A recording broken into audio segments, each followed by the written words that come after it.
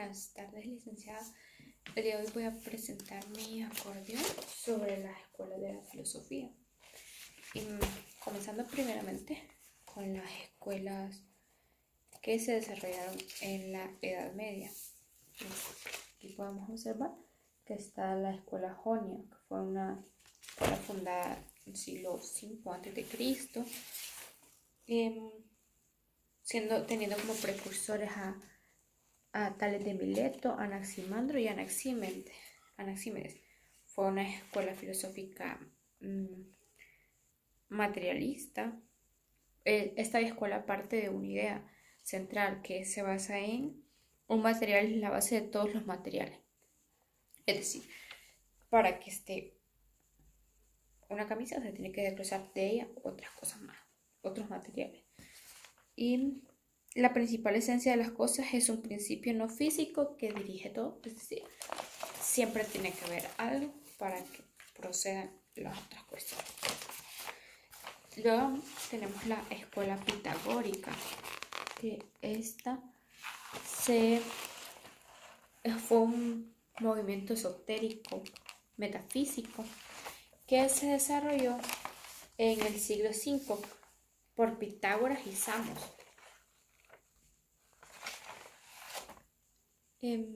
Sus características fueron de que consideraron al cuerpo la cárcel del alma, trataban de explicar las cosas materiales y se hizo cargo de muchos misterios, doctrinas y principios en el campo matemático. Luego de ello tenemos la escuela eleática. Fue una escuela en el siglo V y VI de antes de Cristo, desarrollada por Genófanes, Parménides y Zenón. Entre sus características hay varias.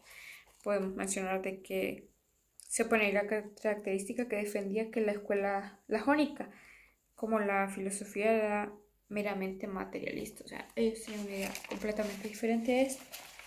También de que los pensamientos desarrollados por la escuela eleática tienen una influencia muy grande en el desarrollo de la filosofía occidental.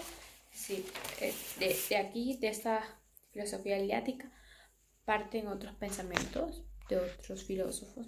Quizás me atrevería a decir de que fueron utilizadas bastantes bases de ellos para otros pensadores, porque siempre, si estudiamos, siempre como que utilizan una base. Los filósofos siempre utilizan una base que ya está hecha y de ahí desglosan otros pensamientos, otras por qué y así sucesivamente. Después tenemos la escuela, los sofistas. Esta fueron filósofos considerados en la enseñanza. Consideraban importante la persuasión en el contexto de la participación de los ciudadanos.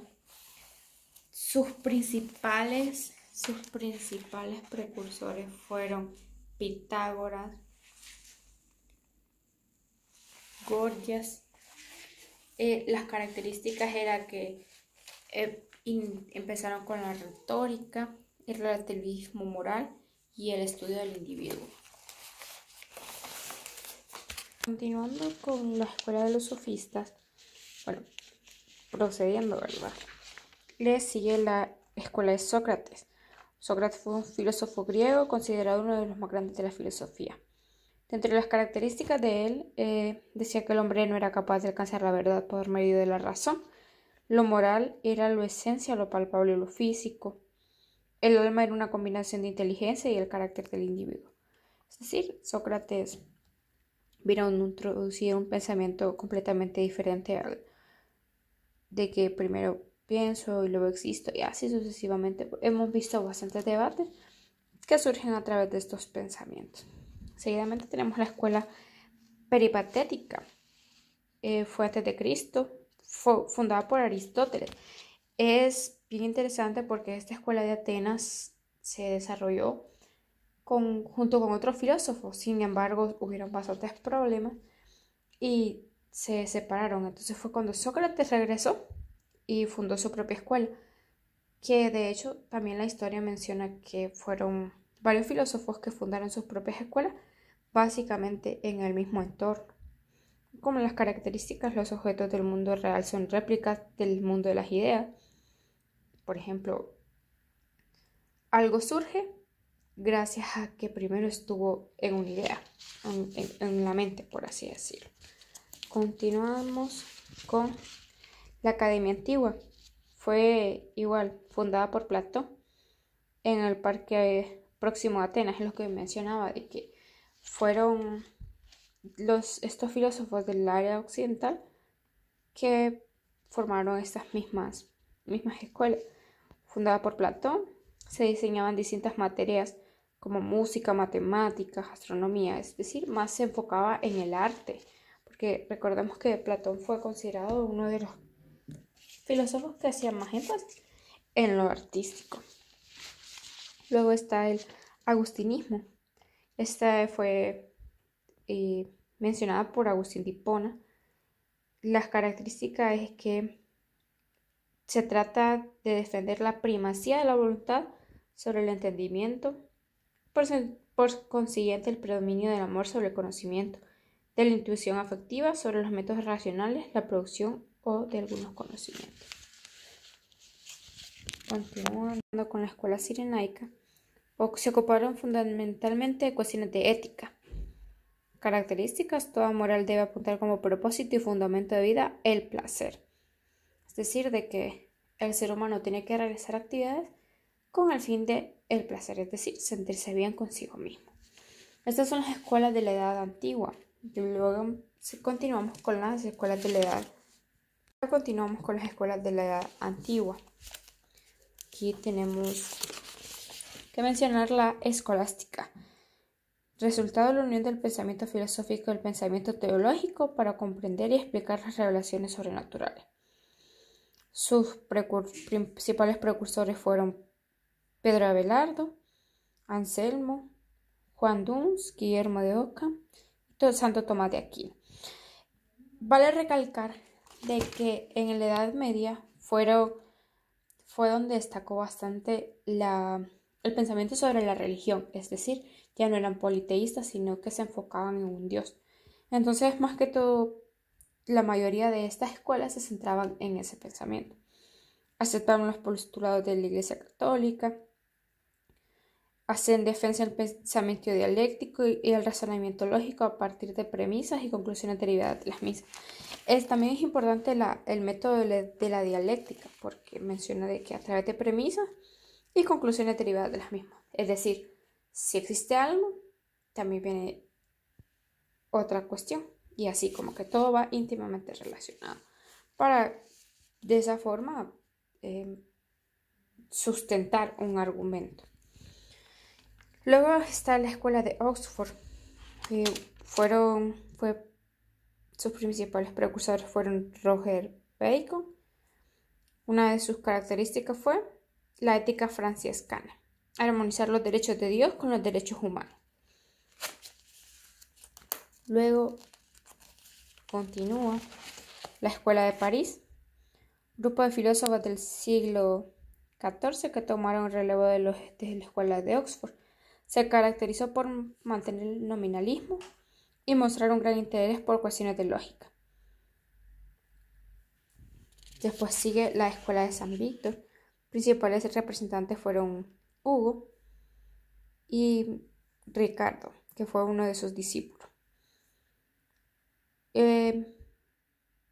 Aquí dice que nos menciona de que trata de dar criterios coherentes a la vida, encontrar criterios orientativos con los cuales orientar la vida para recuperar las coordenadas. Continuamos con el averroísmo, escuela de la filosofía iniciada a finales del siglo VIII, que se basó en las obras del filósofo Averroes. Características principales: el mundo es entero, el alma está dividida en dos partes, una individual y una divina. El alma individual no es eterna. Son un pensamiento bastante interesante. El nominalismo también fue una escuela filosófica llamada particularismo, una teoría que defiende la idea de que cuanto existe es particular en contraste a las teorías que defienden la idea de una realidad compuesta únicamente por entidades universales como el universalismo. Continuando con nuestro acordeón está la patrística. Estudia el pensamiento y doctrinas y obras del cristianismo desarrollada por padres de la Iglesia que fueron los primeros autores.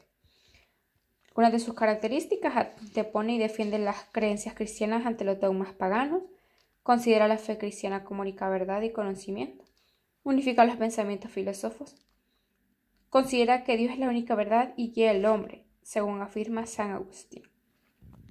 Como mencionaba anteriormente, hemos visto que la mayoría de escuelas filosóficas que se desarrollaron en la Edad Media centraban sus pensamientos más que todo en relación a la Iglesia. Continuamos con la Edad Moderna o la época del Renacentismo. Por eso es que la Edad Media fue un poco complicada, por así decirlo, para diferentes áreas. Sin embargo, viene el área de la Edad Moderna, donde se presentan escuelas como el neoplatonismo, conjunto de doctrinas que algunas de sus características se basan sobre la doctrina de Platón, buscan la verdad y la salvación. Es una filosofía idealista con tendencia al miticismo. Es bien importante porque menciona que se basa sobre la doctrina de Platón, lo que mencionaba anteriormente, de que muchos filósofos actuales basan sus ideas en filósofos de tiempos antiguos. Lo único que vienen a hacer es darle como una nueva forma de pensamiento. Luego tenemos el humanismo, movimiento filosófico que surgió en Europa, desarrolló la idea de un modelo de conocimiento más puro que la existente en la Edad Media. Defendió la idea de utilizar la razón humana como motor para búsqueda de respuestas y dejar al lado las creencias y dogmas de la fe. Es importante recalcar este punto porque me parece interesante el hecho de que haya dejado las creencias, la mitología, y comenzar a darle énfasis o mayor importancia a la razón del ser humano para darle sentido a las cosas. Continuamos con el racionalismo, corriente de la filosofía que defiende la primacía de la razón. Comienza con René Descartes como su principal exponente. Algunas de sus características son sostener la razón y el pensamiento como la fuente de todo conocimiento humano, usar métodos lógico-deductivos para explicar razonamientos empíricos y confirmarlos cuando sea posible. Es decir, el método de la razón. Es decir, por lógica, por razón, a través de usar la mente, del análisis, entre otros términos. Luego le sigue el idealismo trascendental. Fue desarrollado por Immanuel Kant. Necesaria la concurrencia de dos elementos, un objeto y un sujeto. El objeto externo al sujeto, el principio material del conocimiento. Continuando con nuestro acordeón, mencionamos el constructuralismo. Es una corriente filosófica que afirma la teoría del contrato social, es decir, que el hombre en el estado de naturaleza, antes de que se formasen las sociedades y cualquier figura estatal y de vida de forma aislada y libertad. También se desarrolló la Escuela de Salamanca. Son conocidos por su pensamiento económico liberal y por sus estudios.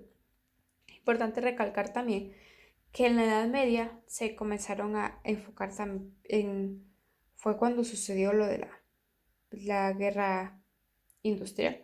Entonces, bastantes filósofos centraron su pensamiento en desarrollos económicos. Es una escuela de la que menciona este punto. Continuando con la edad contemporánea, es importante mencionar de que en esta edad contemporánea se desarrollaron, es en la época que estamos ahorita, ¿verdad? Entonces han sido bastantes las escuelas filosóficas que se han desarrollado, y entre las más comunes, las más conocidas, las que más han tenido auge en la sociedad, está el empirismo. que algunas de sus características son el método inductivo como estrategia de investigación. El conocimiento es subjetivo.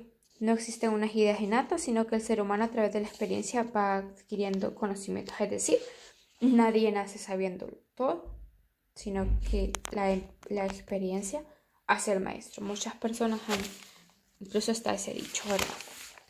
Luego está el positivismo, una corriente filosófica que afirma que todo conocimiento deriva de alguna manera de la experiencia. Una de características puede ser que se base en los hechos empíricos, que son los fundamentales del conocimiento. Es importante recalcar que estas dos escuelas mencionan bastante el hecho del empirismo, es decir, a través de la experiencia. Y de esa misma forma hay filósofos que sostienen que la ciencia es la base de todo. Luego está el neocantismo, que fue impulsado por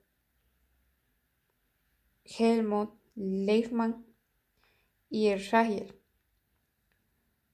Algunas características de esta escuela: la aceptación del método trascendental, la creencia en la imposibilidad de la metafísica, negación de la intuición trascendental, adaptación del fenomenismo. Continuamos con el neopositivismo. Como positivismo lógico también fue conocido. Buscaba superar el positivismo. Los principales autores fueron el Círculo de Viena, fundado por Moritz. Las características: utilizar el método inductivo, establecen cómo son las cosas, no cómo deberían decir, es decir, y evitan introducir juicios de valor. Es un punto bien importante para mi parecer, porque muchas escuelas solamente imponen lo que ellos piensan, sin importar si están en la razón o no. Luego les continúa el existencialismo. Es una corriente filosófica literaria orientada al análisis de la existencia humana. Hace énfasis en los principios de la libertad y la responsabilidad individual. En algunas de sus características: la existencia precede la ciencia, la vida se impone sobre la razón abstracta, una mirada filosófica puesta en el sujeto, es decir, en el ser humano. Continuando con el irracionalismo, de ahí le sigue el vitalismo. Es importante que dice que el vitalismo afirma que la realidad está en constante evolución. Ya para terminar, está el personalismo, que esto fue impulsado por Immanuel Kant, considerado uno de los principales precursores del personalismo. Una visión ontológica o metafísica del mundo, una explicación última más allá de los datos científicos e empíricos.